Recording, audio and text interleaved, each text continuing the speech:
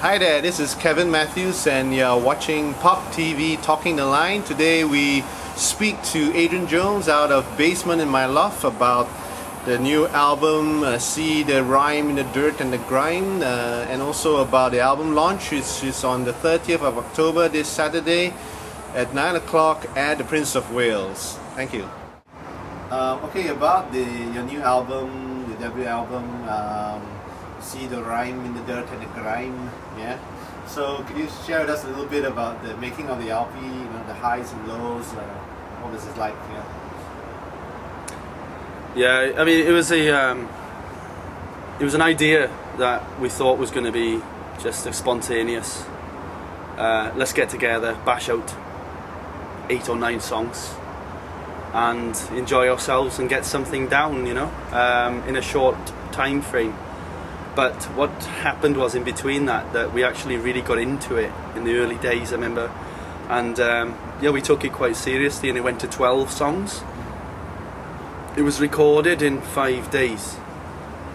We jammed, honestly, it's amazing looking back. We formed in October 09, so it was about 11th of October, I do remember the day.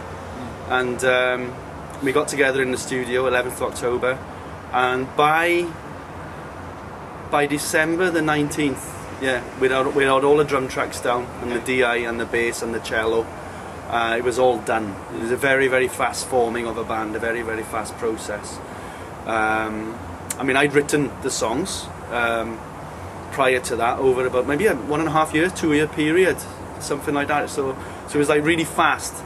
After we'd had it all recorded, that's when the obsessive compulsive disorder began.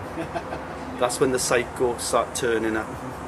Prior to that we were just happy with a few demos, chill out, get something down, bit of concrete, good time, bye bye, leave it like that. Guillaume, the drummer himself, had to go to Shanghai to leave, so it was just very short time. But then, you start listening to it, oh, I can make that better, and then you stick an Arctic Monkeys song on. Fake Tales of San Francisco particularly got me. The production, I would say the production on that song is second to none. I think it's one of the best songs mixed of all time. I'm not a big Arctic Monkeys fan, but when you hear those drums kicking in, you think, shit, right, I've got to get it to sound like that. So then you start, going and then it twiddling and tweaking, and that took a long time, to be honest with you. It took a long time. Not much experience in mixing at that time, so it was basically go to work, come home, do the mixing, bounce it, listen to it, not happy, go remix, bounce it, listen to it, not happy, go remix. You relate to this, Patrick? I say the lows were never feeling satisfied with your mix, and I'm not now, really. I still think it could be a lot better. I still think it could be a lot better, but I've heard from every musician that they feel that way, so it's okay. What about the highs then? Oh, the highs, man, I mean, recording it was great. Yeah. I mean, just that feeling of having it down so you can play with, and it was like a dream come true, because I've been hearing these songs for almost 2 years, in fruition, coming up, and to hear them being done, I just felt a sense of gratitude, to Guillaume, the drummer, and to John Wren, for coming and doing it. And I just felt that gratitude of like, where the hell did these guys come from? And just help me do this. And I still feel that today, that's a huge high. The second huge high is when you're holding the album in your hands. Right. I think I was saying in an interview, Patrick, I was saying, well, you see it, there it is, you rip it out the cellophane, it comes out straight out of Axiom printers or whatever it is. You sniff. Oh, look at that, have a read in it. Whoa, have a look at that, oh yes. And put it back in, and then you have another sniff. And then when you see it on the shelves, like in Gramophone and HMV, you can't help feeling a sense of fulfillment, and then that's the moment when you think, geez man, we definitely achieved something there, Yeah, that's what it's about, Yeah, and also when people appreciate it, I think we've had quite a bit of feedback that the songs, particularly the lyrics, have sat with people and they've made them think about stuff. and I've had quite a bit of feedback, you know, with people emailing and saying how you know, yeah, this is what I'm going through at the moment, mate, thanks. And that's hugely fulfilling. Yeah. So, you know, going on from there, what inspires you? What inspires you to write songs? Just in general. Well, I tell you, for this album, I you know, and the other 40 songs that weren't recorded on it, I don't know what to do with them next. But I think what inspired me was difficulties, adversity. To be honest with you, I think adversity is the key for inspiration. It always has been for me, I think. And then the music that I've always been drawn to is, you know, quite lyric based, I think. Either, yeah, just writing ironically about a really crappy situation, like the Smiths, you know, like Morrissey, the wordsmith genius of all time. I mean, no one can touch Morrissey for lyric writing, man, ever. Looking for a job, then I found a job. And ever knows, miserable now.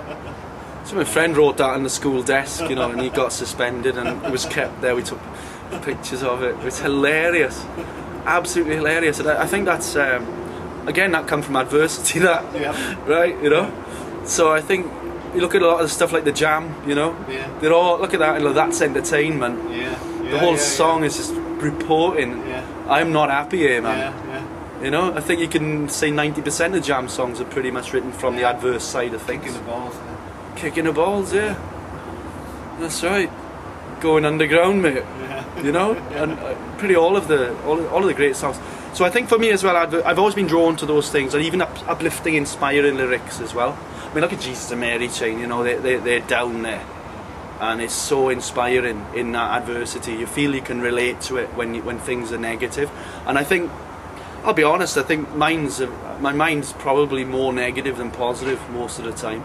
If I look at it, I would say this true of most people, to be honest. It's tough to keep a happy mind, you know, unless you're a Zen master or something, that's what I'd say, you know, or someone who's really got control of things. But, you know, generally speaking, most of us have to go through the humdrum, wade through the crap, you know, and I think life's generally not offering a load of good cards half the time. So that's what I think. I think a lot of people drawn to these things. I was inspired by the crap I was going through, to be honest with you. And now I'm not going through any. I'm very happy. I can't write anything. I'll be honest. Generally speaking, I'm quite happy. Okay. And I can't write much at the moment. So let's get down to it. All right, on Saturday, right, 30th of October, Prince of Wales, launch of your new album launch. So tell us all about that. All right. Well, the landlord, Malcolm, he was really happy that we're going to do this, and he asked us in a way, can you move it to the 30th? Okay. And we thought, I go on then, you know, great. I like the Prince of Wales, to be honest. I do like it as a live venue because it reminds me of back home. It's a proper I'll be honest, I think it's a proper venue here, because you can go and buy a pint, watch the band. If they're too bloody loud, you can go and stand outside and still continue to chat with each other. And I think the audience will come to watch the band, but yet they can also interact and relax. And yet still not miss the band, you know. I think they've got it kind of set up very nicely there. So I like the setup. It's a garage band sort of environment.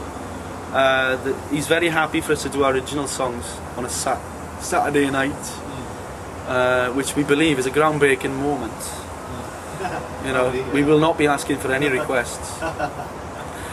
So we chose the Prince of Wales for two reasons. One is, they're happy to have us, and actually they've decided it's ours to shape the place, you know. So we're going to move tables around, we're going to make some space for everyone and make it our gig, you know.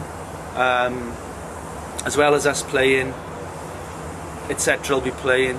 You know, Ben Harrison, he's a great friend. He's a good sport, you know.